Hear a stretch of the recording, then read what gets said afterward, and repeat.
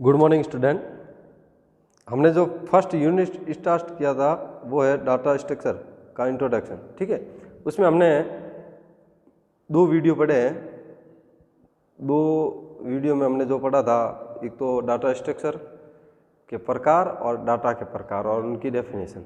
अब जो अगला जो अपना इस चैप्टर का जो पार्ट नंबर 3 है वो पढ़ रहे हैं ऑपरेशन इन डाटा स्ट्रक्चर, यानी डाटा स्ट्रक्चर में संरचना की बात करते हैं कि इसमें किस प्रकार से कौन कौन से अपने टास्क हैं या कौन कौन से अपने ऑपरेशन है उनका उपयोग अपन डाटा स्ट्रक्चर में करेंगे।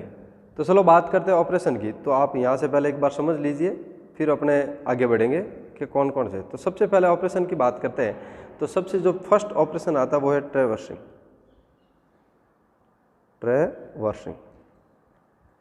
ट्रैवर्सिंग का मतलब होता है कि किसी भी डाटा के अंत तक पहुंचना, यानी जहां पर डाटा दे रखा है उस डाटा तक पहुंचने का काम जो है वो कौन करेगा? ट्रैवर्सिंग। तक पहुंचने का कार्य ट्रैवर्सिंग करता है। ठीक है, अगला जो सेकंड जो चीज आती है वो है सर्चिंग। अब सर्चिंग के देखो नाम से ही पता चल जाता है। सर्चिंग का मतलब होता है सर्च करना, जैसे कोई भी स्थान। ठीक है, अब ये सर्च क्या करोगे? जैसे कोई प्रोग्राम है और उस प्रोग्राम में कोई भी अक्षर ढूंढना आपको, जैसे ये प्रोग्राम दे रखा है, यहाँ से आपने स्टार्ट किया इंक्लूड, ठीक है, studio.h, उसके बाद मेन फंक्शन या मंजिला कोष्ठक। अब इसके अंदर हमने कोई भी 2-4 लाइनें लिख दिया से, और एक इसके अंदर नाम आ रहा है जैसे समदड़ी एग्जाम्पल के तौर पे। ठीक है, अब इसमें से जैसे हमें कोई भी एक शब्द ढूंढना है, जैसे यही शब्द ही ढूंढना है, तो इसके लिए अपन किस शब्द का उपयोग करेंगे? सर्चिंग का। ठीक है, यानी the task of finding position and element of data structure. ठीक है, सर्चिंग की बात अगली से फर्स्ट नंबर ट्रैवर्सिंग आ गया, सेकंड नंबर पे सर्चिंग आ गया। थर्ड नंबर की बात करें तो वो है सॉर्टिंग। अब सॉर्टिंग का मतलब होता है अरेंज करना। किसको अरेंज करेंगे? एलिमेंट को। अब वो अरेंज कैसे करेंगे? या तो असेंडिंग या फिर डिसेंडिंग ऑर्डर के अंतर्गत, यानी आरोही व अवरोही क्रम में। किसी भी एलिमेंट को आरोही व अवरोही क्रम में व्यवस्थित करने के लिए अपन सॉर्टिंग का उपयोग करेंगे। ठीक है, इसके बाद जो फोर्थ नंबर पे आ रहा है वो है इंसर्शन। इंसर्शन का मतलब होता है, इसका मतलब होता है इंसर्ट करना, यानी ऐड करना। क्या ऐड करेंगे? एलिमेंट को। कहां पर करेंगे? एट द गिवन प्लेस या स्थान, दिए गए स्थान पर ही हम किसी एलिमेंट को ऐड करेंगे। ठीक है, यानी किसी भी एलिमेंट को ऐड करने के लिए अपन इंसर्शन का उपयोग करेंगे। फिफ्थ नंबर पे आ रहा वो है डिलीशन। डिलीशन का मतलब होता है डिलीट करना, डिलीट या हटाना। किसको हटाएंगे? एलिमेंट को। तो यहां लिख दीजिए एलिमेंट, यानी एलिमेंट को हटाएंगे अपन। अब एलिमेंट को कौन से जगह से हटाएंगे? यानी ऑफ द पोजीशन, या जैसे मान लो एग्जांपल के तौर पे जैसे ये स्थान है, एक तौर पे ये स्थान दे रखा है, इस स्थान से ही आपको एलिमेंट हटाना है। जैसे ये स्थान है, इस स्थान से एलिमेंट हटाना है, तो फिर डिलीशन का उपयोग करेंगे अपन। और इसका जो लास्ट है अपना बेसिक ऑपरेशन की बात करें तो उसमें है मर्जिंग। और मर्जिंग का मतलब क्या हुआ कि अगर दो एक समान प्रकार के डाटा होते हैं तो उनको मर्ज करने के लिए अपन मर्जिंग का उपयोग करेंगे। तो ये हमने से टाइप के जो बेसिक ऑपरेशन थे अपने किसके अंदर? डाटा स्ट्रक्चर के अंदर, जो हमने बताया आपको। सबसे पहले ट्रैवर्सिंग। ट्रैवर्सिंग का मतलब होता है कि अपने एलिमेंट या डाटा, यानी तत्व या डाटा तक पहुंचने का जो कार्य किया जाएगा वो ट्रैवर्सिंग के द्वारा। किसी भी अक्षर की स्थिति जांचनी है या उसकी पोजीशन देखनी है तो उसमें सर्चिंग का उपयोग किया जाएगा। सॉर्टिंग का मतलब होता है कि एलिमेंट को डिसेंडिंग या असेंडिंग, यानी आरोही व अवरोही क्रम में व्यवस्थित करने के लिए अपन सॉर्टिंग का उपयोग करेंगे। और इंसर्शन का मतलब होता है कि अगर हमें प्रोग्राम के अंदर किसी भी एलिमेंट को ऐड करना है तो फिर इंसर्शन का उपयोग करेंगे। और अगर उसी प्रोग्राम में से कोई भी एलिमेंट अगर आपको डिलीट करना है तो फिर डिलीशन का उपयोग करेंगे। और इसका जो लास्ट ऑप्शन है वो है मर्जिंग। और मर्जिंग का मतलब हो गया कि अगर दो एक समान प्रकार के कोई डेटा होते हैं या दो एक समान प्रकार के कोई एलिमेंट होता है तो उस एलिमेंट को मर्ज करके एक नया डाटा स्ट्रक्चर बनाएंगे। तो चलो इसके बारे में अभी आपको मैंने नोट्स बनाया है, वो नोट्स आप साथ साथ में नोट डाउन करते रहना, ठीक है। मैं आपको जो समझाते जा रहा हूँ तो देखो इधर से ध्यान दो, आप इधर ध्यान दो कि ऑपरेशन इन डाटा स्ट्रक्चर, ठीक है, डाटा संरचना में संचालन कौन कौन से होते हैं। सबसे पहले इधर ध्यान दीजिए आप, मैंने आपको 6 टाइप के ऑपरेशन बता दिए। अब देखो इसको पढ़ते हैं। तो in computer when data are organized using any of data structure then following basic operation can be performed on them. यानी डाटा संरचना में, यानी डाटा संरचना का जब आप उपयोग करके डाटा को अगर व्यवस्थित करते हैं या डाटा संचालन का उपयोग करके जब व्यवस्थित करने का अपन उपयोग किया जाएगा इसका, या उपयोग करने के लिए अपन इसका यूज़ करेंगे तो इसका मतलब उसके लिए अपन को क्या करना पड़ेगा, कुछ ऑपरेशन है, उन ऑपरेशन को अपन पालन करने पड़ेंगे। किस प्रकार से अपन डाटा को व्यवस्थित कर सकते हैं, किस में डाटा को अपन नया एलिमेंट ऐड कर सकते हैं, या किसी डाटा के अंदर अपन नया एलिमेंट ऐड किया तो उसके बाद उस एलिमेंट को अगर डिलीट करना है तो किस प्रकार से डिलीट कर सकते हैं। या फिर अगर जैसे किसी भी प्रकार के कोई डाटा है और उसमें आपको अरेंज करना है, उसमें किस प्रकार से अरेंज करोगे, असेंडिंग या डिसेंडिंग ऑर्डर से अगर आपको अरेंज करना है तो वो भी आप इसमें कर सकते हो। तो आप देखो अब इंग्लिश मीडियम वाले इंग्लिश में लिखोगे और हिंदी मीडियम वाले हिंदी में मैंने आपके यहाँ लिखे हुए हैं। अब आपको ये तो लिखना ही है कि in computer when data are organized using any of the data structure them following basic operation can be performed on them, ठीक है। तो कंप्यूटर में जब किसी भी डेटा संरचना का उपयोग करके डेटा को व्यवस्थित किया जाता है, यानी जब डेटा संरचना का उपयोग करके अपन डेटा को व्यवस्थित करते हैं तो उसके कुछ अपने नियम होते हैं या उनके कुछ स्टेप होते हैं, उन स्टेप को अपन क्या करना पड़ेगा, तो मूल संचालन का पालन किया जा सकता है तो उन स्टेप को अपन फॉलो करना होगा, ठीक है। तो अब आपको नोटबुक के अंदर एक चीज़ नोट करनी है, ये तो आप नोट करोगे सेम टू सेम, ये जो टेबल बना रखी है ऐसी कैसी आपको टेबल अपन नोटबुक के अंदर बनानी है, ठीक है। और साथ में आप इस स्क्रीनशॉट भी खींचते रहना, ठीक है। तो सबसे पहला जो अपना बेसिक ऑपरेशन आता है वो है ट्रैवर्सिंग।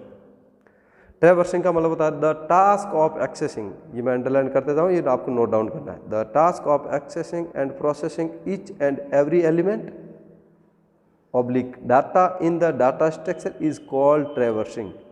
यानी डेटा संरचना में प्रत्येक तत्व, डेटा संरचना के अंदर एवरी एलिमेंट यानी प्रत्येक तत्व व डाटा तक पहुंचने और उसको संसाधित करने के जो कार्य होते हैं उन कार्यों को अपन क्या कहते हैं, ट्रैवर्सिंग, ठीक है।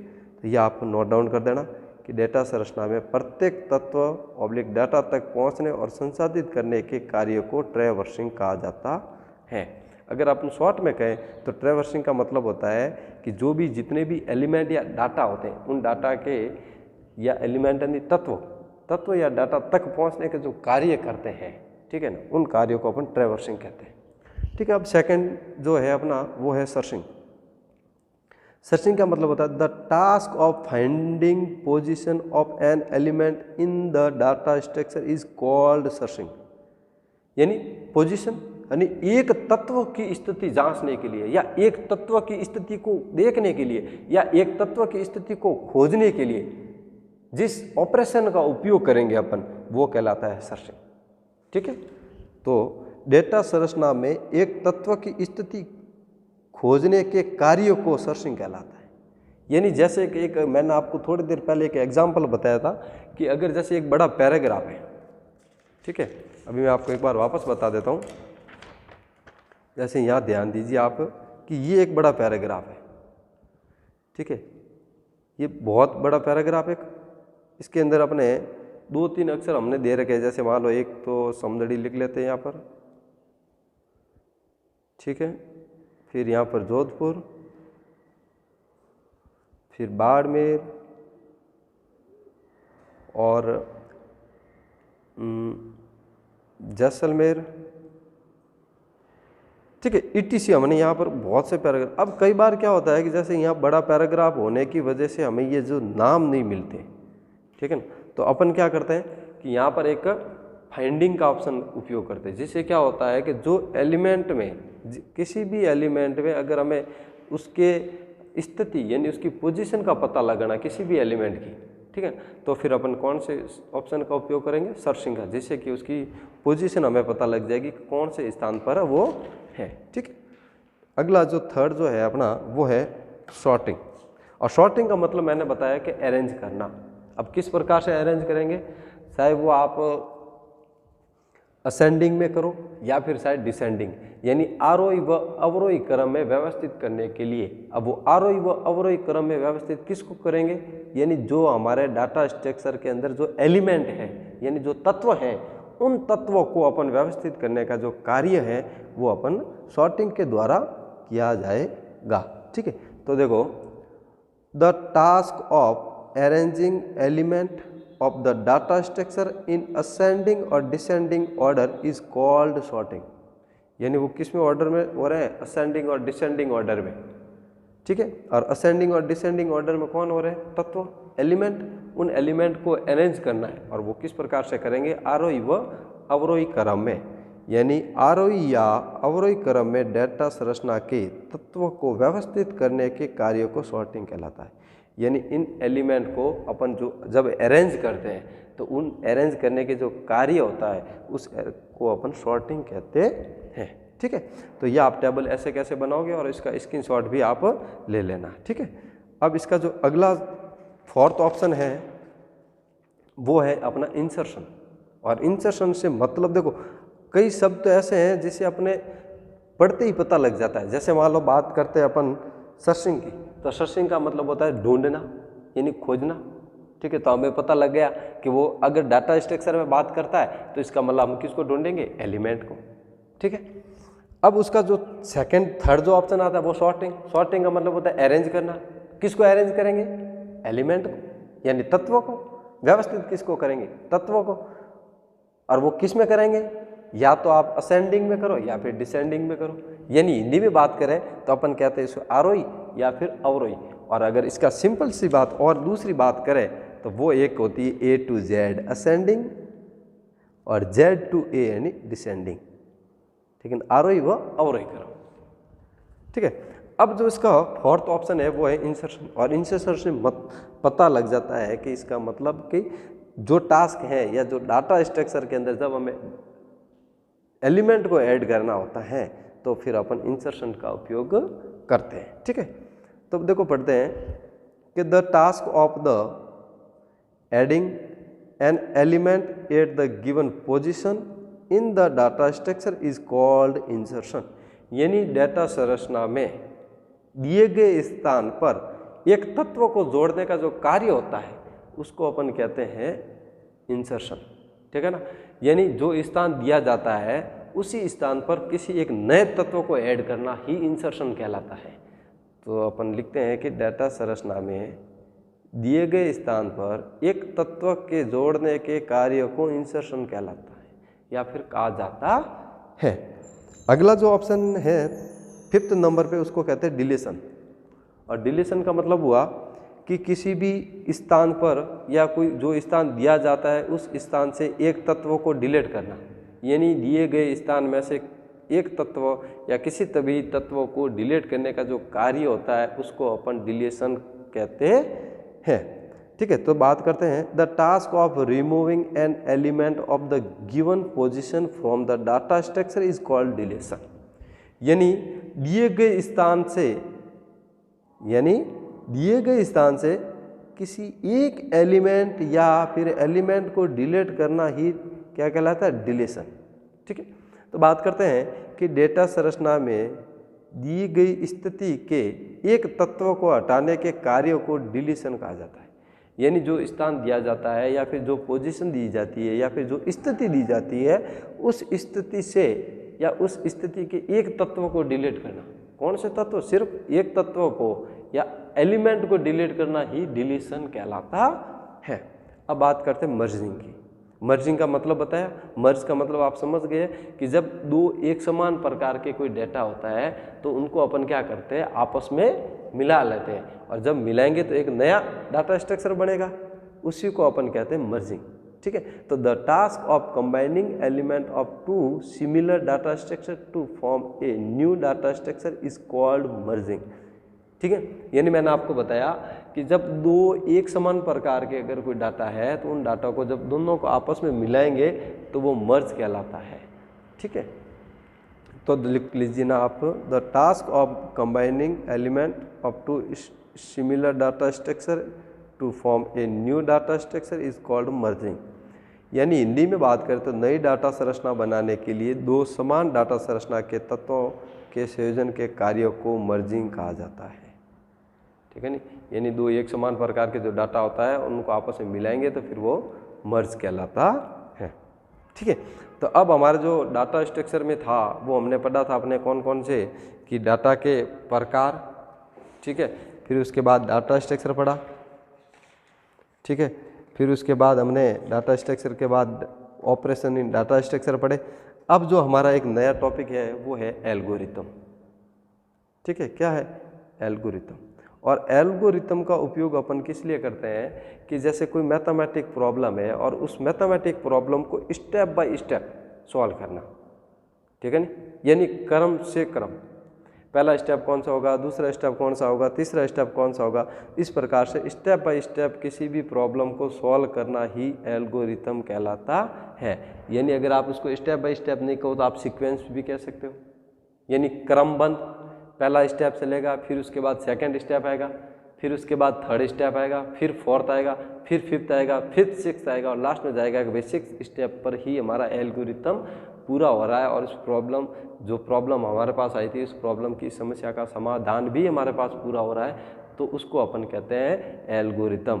यानी किसी भी समस्या को अपन सीक्वेंस स्टेप बाय स्टेप ही इसको सॉल्व करना, और वो भी स्टेप बाय स्टेप अगर सॉल्व करेंगे तो वो कैसे करेंगे, ह्यूमन अंडरस्टैंडेबल लैंग्वेज, यानी मानव के समझने योग्य भाषा में अपन एल्गोरिथम बनाएंगे।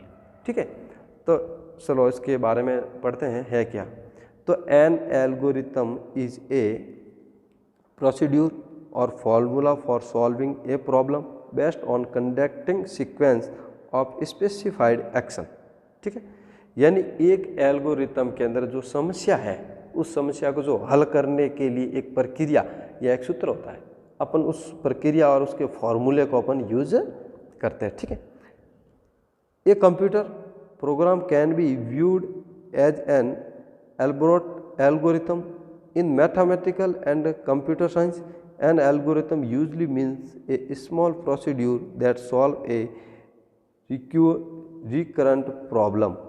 ठीक है, यानी एक एल्गोरिथम एक समस्या को हल करने के लिए एक प्रक्रिया होती है या एक फॉर्मूला होता है, उस फॉर्मूले और प्रक्रिया के आधार पर ही हम किसी भी समस्या को सॉल्व कर सकते हैं। और उसमें क्या होता है, फिर आगे देखो कि जो निर्दिष्ट कार्यों के अनुक्रम का संचालन करने पर आधारित है। एक कंप्यूटर प्रोग्राम को एक विस्तृत एल्गोरिथम के रूप में देखा गया है, यानी एक कंप्यूटर का जो प्रोग्राम होता है उस प्रोग्राम को एक विस्तृत यानी बहुत बड़े क्षेत्र के अंदर उसको देखा गया है। ठीक है या देखा जा सकता है। गणित और कंप्यूटर विज्ञान में एक एल्गोरिथम का मतलब आमतौर पर एक छोटी सी प्रक्रिया है जो एक आवर्तक समस्या को हल करती है। अब बात करते हैं, देखो कंप्यूटर साइंस और गणित में बात करते हैं तो इसमें अपन जैसे एल्गोरिथम बनाते हैं या फ्लो चार्ट बनाते हैं तो वो किस लिए बनाते हैं कि यानी कोई एक छोटी सी प्रक्रिया है जिससे क्या होता है कि जैसे किसी भी प्रकार की कोई समस्या होती है तो उस समस्याओं को हल करने के लिए, और वो समस्या कैसी है कि जो एक आवर्तक समस्याओं को हल किया जाता है, यानी एक फ्रिक्वेंशियल समस्या होती है, उनको हल करने के लिए अपन क्या करते हैं, एल्गोरिथम का उपयोग करते हैं और उससे अपन फ्लो चार्ट भी बनाते हैं। तो आप हिंदी मीडियम वाले लिखते रहना कि एक एल्गोरिथम एक समस्या को हल करने के लिए एक प्रक्रिया या सूत्र है जो निर्दिष्ट कार्यों के अनुक्रम का संचालन करने पर आधारित है। एक कंप्यूटर प्रोग्राम को एक विस्तृत एल्गोरिथम, विस्तृत नहीं बहुत बड़ा एल्गोरिथम के रूप में देखा गया या देखा जा सकता है। ठीक है, कंप्यूटर और गणित में एक एल्गोरिथम का मतलब आमतौर पर एक छोटी सी प्रक्रिया है जो क्या करती है, जो आवर्तक समस्या को हल करती है। यहाँ तक आपने समझ ले। एल्गोरिथम का मतलब समझ गए कि एल्गोरिथम का उपयोग अपन किस लिए करते हैं कि किसी भी समस्या को, अब वो शायद समस्या गणित मैथमेटिक्स संबंधित हो, गणित संबंधित हो या फिर कंप्यूटर से संबंधित समस्या हो, उन समस्या या प्रॉब्लम को सॉल्व करने के लिए अपन एल्गोरिथम का उपयोग करेंगे। ठीक है, और वो भी अपन कैसे करेंगे, सीक्वेंस वाइज। और उसके लिए अपन एक प्रोसीडियर यानी इसकी एक प्रक्रिया और इसके कुछ फॉर्मूले हैं, उन फॉर्मूले के आधार पर या उसे सूत्र या उसकी प्रोसेस है, उस प्रोसेस के आधार पर ही अपने किसी भी समस्याओं को सॉल्व कर सकते हैं। और जो समस्या को सॉल्व करते हैं अपन, ठीक है, अब वो कौन सी लैंग्वेज होती है, यानी कौन सी लैंग्वेज के अंदर अपन, यानी यहाँ अगर मैं लिखूँ, बात करूँ यहाँ पर लिखने की, तो यानी कौन सी लैंग्वेज होती है, उस लैंग्वेज के तहत अपन क्या करते हैं, एल्गोरिथम की प्रॉब्लम को सॉल्व करते हैं। अब वो लैंग्वेज कौन कौन सी होती है, यानी कौन सी लैंग्वेज होती है, तो ह्यूमन अंडरस्टैंडेबल लैंग्वेज, यानी अगर बात करें हिंदी की तो मानव के समझने योग्य भाषा, मानव के समझने योग्य भाषा का उपयोग करेंगे। अब आपको पता है कि कंप्यूटर जो लैंग्वेज है वो कौन सी लैंग्वेज समझता है, बाइनरी, यानी अगर बाइनरी के अलावा अगर इसका दूसरा नाम ले तो वो फिर डिजिटल लैंग्वेज। ठीक है,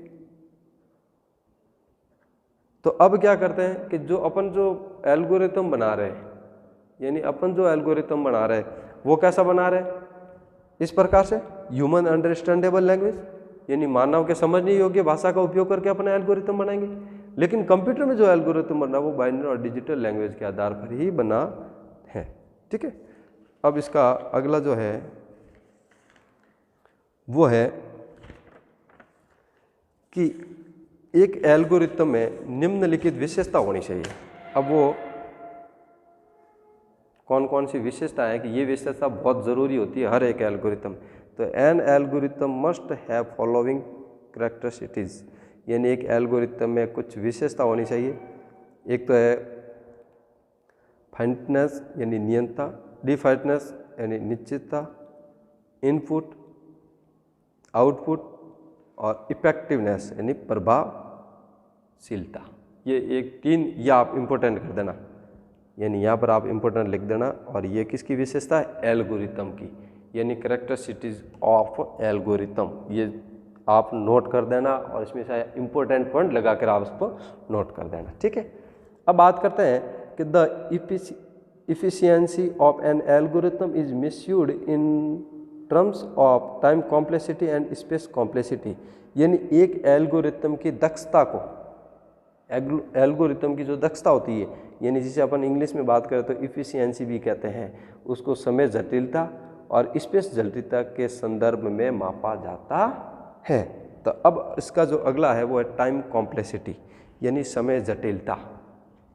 ठीक है, तो टाइम कॉम्प्लेक्सिटी होता क्या है, ये आप इसमें ये जो दोनों बताए आपने, टाइम कॉम्प्लेक्सिटी और जो स्पेस कॉम्प्लेक्सिटी है, यानी आप ये नोट डाउन करते रहना साथ साथ में, ठीक है ना, और इसका स्क्रीनशॉट भी ले लेना। ये जो टाइम कॉम्प्लेक्सिटी और स्पेस कॉम्प्लेक्सिटी है, इसी के आधार पर अपन एक एल्गोरिथम की दक्षता को जांच सकते हैं या उसके दक्षता के संदर्भ में के बारे में पता कर सकते हैं। ठीक है, अब बात करते हैं टाइम कॉम्प्लेक्सिटी। तो the time complexity of an algorithm is the amount of computer time that it need to run to completion the extra time we would determine would not apply to many machine or not any machine. This is called time complexity, यानी एक algorithm की समय जटिलता पर, यानी समय जटिलता computer समय की मात्रा है जिसे संकलन तक चलाने की आवश्यकता है, जिसे यानी जहाँ तक उसको टारगेट दिया जाता है उसी तक चलानी है, ताकि क्या होता है कि जिसे हम एक सटीक समय निर्धारित कर सकेंगे। ठीक है, और जो हमने सटीक समय निर्धारित किया है उसी समय को कई मशीनों पर या किसी मशीन पर लागू नहीं हो सकता। क्यों? क्योंकि उसी को तो हमें समय जटिलता कहते हैं। और समय जटिलता मतलब क्या होता है, एक सटीक समय निर्धारित कर सकते हैं, और जो समय निर्धारित किया है उसी समय को अपन किसी मशीन या कई मशीनों पे लागू नहीं कर सकते। क्यों नहीं कर सकते? क्योंकि क्या होता है कि जैसे हमने जो समय दिया, हो सकता है कि जैसे मैंने आपको यहाँ से कहता हूँ कि समदड़ी से आपको जोधपुर पहुँचना है, उसमें 1 घंटा लगाना है, तो क्या है पॉसिबल है? हाँ, पॉसिबल भी है और इम्पॉसिबल है। क्यों? आप जैसे बाइक जा रहे हो, तो बाइक जाते हो सकता है कि बीच में बाइक पंचर हो गई, फिर टाइम वेस्ट हो गया। बाइक बस जा रहे हो तो हो सकता है आपकी बाइक बस भी पंचर हो गई।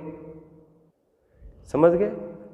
यानी जो हमें जो सटीक समय निर्धारित करते हैं तो उस निर्धारित के अकॉर्डिंग मशीनों पर लागू नहीं किया जा सकता। क्योंकि मैंने भी आपको बताया कि जैसे जोधपुर पहुंचना, समदड़ी से आपको जोधपुर जाना, मैं कह दूँ 1.5 घंटे पहुंचना है, वो बीच में हो सकता है कि वो बाइक पंचर हो गई, या मान लो आपके ट्रेन खराब हो सकती है, ठीक है, बस पंचर हो सकती है, या कुछ और भी हो सकता है, तो उसमें अपन किसी मशीनों पर उसको निर्धारित नहीं कर सकते। ठीक है, ये एल्गोरिथम की समय जटिलता है। देखो, एक एल्गोरिथम की समय जटिलता कंप्यूटर की समय की मात्रा है, जिसे इसे संकलन तक चलाने की आवश्यकता है। संकलन जो जहाँ तक अपने टारगेट दिया वहाँ तक, ठीक है। सटीक समय जो हम निर्धारित करेंगे वह कई मशीनों या किसी मशीन पर लागू नहीं होगा। क्यों नहीं होगा? क्योंकि मशीन है, हो सकता है मशीन खराब हो जाए, अपने जो समय या जो समय निर्धारित किया उसके अकॉर्डिंग तो वो नहीं चल सकते ना, तो इसलिए उस पर लागू नहीं किया जा सकता, इसलिए इसे समय जटिलता कहा जाता है। अब समय जटिलता में कुछ पॉइंट है, ये तो हो गया। अब बात करते हैं सबसे बड़ी बात ये कि the big O notation is normally use to represent the computing type of algorithm. ये जो बिग ओ होता है, बिग ओ नोटेशन, ये किसको रिप्रेजेंट करता है? कंप्यूटिंग की टाइम ऑफ, यानी एल्गोरिथम की कंप्यूटिंग की समय को रिप्रेजेंट करता है। तो when we say that the computing time of algorithm is, ये लाइन अंडरलाइन कर, OGN, यानी जब हम कहते हैं कि कंप्यूटर की जो एल्गोरिथम की जो कंप्यूटिंग समय होती है वो OGN होती है, तो we means that it executes take no more than a constant, we means that its execution take no more than a constant time of Gn। here n, यानी जो यहाँ पर n है, is a parameter which characteristics of the number of input and output। यानी यहाँ पर जो ये n है, ये n किसको दर्शा रहा है? इनपुट और आउटपुट की विशेषताओं को रिप्रेजेंट कर रहा है, और n है वो क्या? एक पैरामीटर है। ठीक है, तो पढ़ते हैं।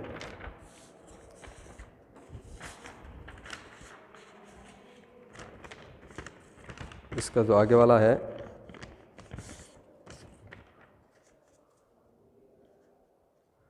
यानी देखो, अब पढ़ते हैं आगे कि एल्गोरिथम के कंप्यूटिंग समय का प्रतिनिधित्व करने के लिए आमतौर पर बिग ओ नोटेशन, यानी ये वाला, का उपयोग किया जाता है। यानी बिग ओ नोटेशन अगर कहाँ पर, जहाँ पर भी दिखाई दे तो वहाँ पर होगा एल्गोरिथम के कंप्यूटिंग का समय। यानी ये क्या करता है? बिग ओ किसको रिप्रेजेंट करता है? ये है कंप्यूटर के एल्गोरिथम का समय को निर्धारित करता है। ठीक है, का उपयोग किया जाता है जब हम कहते हैं कि एल्गोरिथम एक कंप्यूटिंग समस्या OGN है, तो हमारा मतलब है कि निष्पादन निरंतर समय GN से अधिक नहीं है। यानी अब ये जो बिग ओ है वो तो क्या है? एल्गोरिथम के कंप्यूटिंग का समय है, ये इसका उपयोग करते हैं। और जब हम एल्गोरिथम के कंप्यूटर का समय OGN है, तो हमारा मतलब ये हुआ कि निष्पादन निरंतर समय से अधिक नहीं होता। यानी जो निष्पादन, जब हम इस प्रोग्राम को एग्जीक्यूट करेंगे तो इसका मतलब क्या होगा कि वो निरंतर समय से अधिक नहीं होगा। यानी जो हमने जो स्टिक एक समय दिया है उस समय के अकॉर्डिंग ही अपन निष्पादित कर पाएंगे, उससे अधिक नहीं जाएगा। ठीक है, यहाँ पर जो n है, n एक पैरामीटर है जो इनपुट या आउटपुट की संख्या की विशेषता है। किसकी विशेषता है? इनपुट व आउटपुट संख्या की विशेषता। अब होता है कि आमतौर पर इस्तेमाल किए जाने वाले कुछ एल्गोरिथम के क्रम, ये आप भी नोट कर देना, ये कई बार एग्जाम में भी पूछा जाता है कि the order of some of the commonly used algorithm are, यानी आमतौर पर इस्तेमाल किए जाने वाले कुछ एल्गोरिथम के क्रम। ये आप नोट बना के या यहाँ पर आप नोट लिख देना, और भले आप यहाँ पर लिख देना इम्पोर्टेंट। ठीक है, IMP। अब ये कुछ सीक्वेंस है, जैसे सीक्वेंशियल सर्च के लिए क्या है, वो कैपिटल है और ब्रैकेट में n है, ठीक है। बाइनरी सर्च के लिए क्या है, तो o और फिर log नीचे 2 और n। सिलेक्शन शॉट और बबल शॉट में क्या, o कोष्टक बंद n का स्टॉक कोष्टक बंद। क्विक शॉट और हेल्प शॉट का मतलब होता क्या है कि o कैपिटल फिर कोष्टक n और फिर log 2 और n, ठीक है। फिर मैट्रिक एडिशन में क्या है, o कोष्टक n का स्क्वायर कोष्टक बंद, और मैट्रिक मल्टीप्लिकेशन का क्या है, o कोष्टक बंद और n का क्यूब, ठीक है। अब इसका जो अगला है वो है स्पेस कॉम्प्लेक्सिटी, ठीक है। ये आप नोट डाउन कर देना और इसका स्क्रीनशॉट भी ले लेना, ठीक है। अब आता है स्पेस कॉम्प्लेक्सिटी। तो देखो, space complexity of N algorithm is the memory space occupied by it during execution. The space need by a problem is the sum of two components, fixed space, variable space. यानी algorithm की जो space जटिलता है वो क्या होती है, निष्पादन के दौरान इसके द्वारा कब्जा की गई है।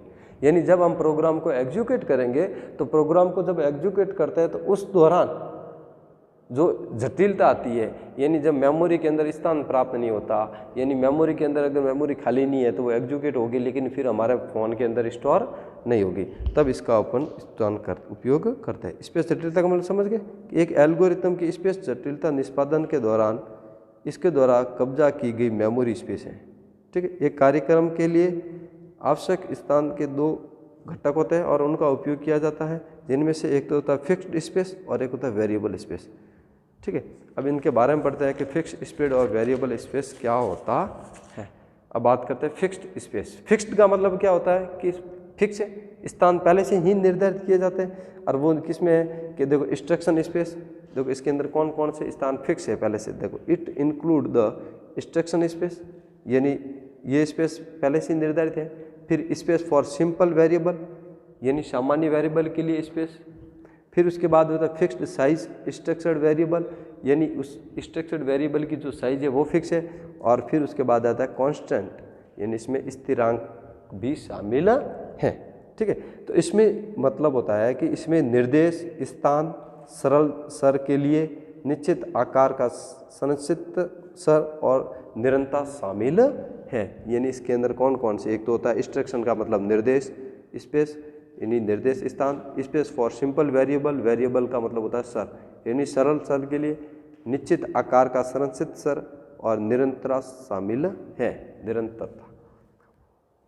अब आता है वेरिएबल, कौन सा, पहले तो होता है फिक्स्ड स्पेस, यानी इसके अंदर तो मतलब होता है जो पहले से ही मौजूद मिलेंगे। अब अगला है जो वेरिएबल स्पेस, यानी it include space need by structured variable who space depend on a particular instance space required for recursive function. यानी इसमें जो संरचित सर द्वारा जो आवश्यक स्थान शामिल है, यानी जो इसके स्ट्रक्चर द्वारा ही कुछ स्थान होते हैं उन्हीं को शामिल किया गया है, ठीक है। जिसका स्थान किसी विशेष अप उदाहरण पर निर्भर करता है और या फिर पुनरावर्ती कार्यों के लिए आवश्यक स्थान है, ठीक है। तो ये आप नोट डाउन कर देना, it include space need by structured variable whose space depend on a particular instance space required for recursive function. यानी इसमें संरचित सर द्वारा आवश्यक स्थान शामिल है जिसका स्थान किसी विशेष उदाहरण पर निर्भर करता है और पुनरावर्ती कार्य के लिए आवश्यक स्थान है। अब ये जो हमारा जो हमने पढ़ा ये हमारा फर्स्ट यूनिट होता है और वो है फर्स्ट यूनिट जो कंप्लीट है। अब इसके जो क्वेश्चन आंसर हैं वो आपको पीडीएफ में मिल जाएंगे। अब आप इसका पूरा रिवीजन करोगे और जहाँ आपको प्रॉब्लम है वो प्रॉब्लम को अपन जब भी डाउट क्लास लगेगी उस डाउट क्लास में सॉल्व कर देंगे। अब आप जब भी आप वापस आओगे, जिस दिन डाउट क्लास लगेगी उस दिन मैंने एक आपको क्वेश्चन दिया वो आपको करके आना है। जो आपको एक क्वेश्चन दे देता हूँ यहाँ पर अभी, और वो है question number first, define data structure.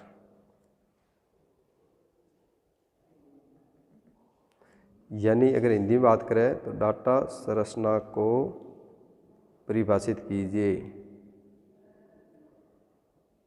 ठीक है। डाटा संरचना को परिभाषित कीजिए, ये आपको क्वेश्चन अपने घर से करके आना है। और बाकी वाले जो इसके क्वेश्चन आंसर होंगे वो मैं आपको अलग से फर्स्ट यूनिट के जितने भी सारे क्वेश्चन आंसर है वो आपको पीडीएफ में मिल जाएंगे, ठीक है। ये आप नोट डाउन करके, अगला जो सेकेंड यूनिट होगा वो नेक्स्ट क्लास में। Thank you.